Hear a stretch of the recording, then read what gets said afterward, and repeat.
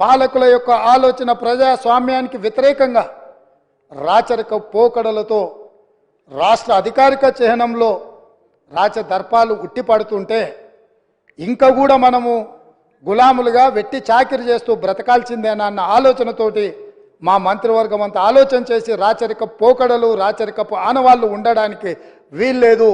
ప్రజాస్వామ్యంలో ఉన్నామా, కాకతీయ రాజుల కాలంలో ఉన్నామా, నిజాం నవాబుల పాలనలో ఉన్నామా, అధికారిక చిహ్నం మీద చార్మినార్ బొమ్మేంది, కాకతీయ కళాతోరణం గుర్తేంది అనుకోవచ్చుండు. అది పూర్తిగా ప్రజాస్వామ్యానికి ఉల్టా ఉన్నది. ప్రజలను గులాములుగా ఉండుమనేందుకు ఆ ముద్రను తయారు చేసిండ్రా.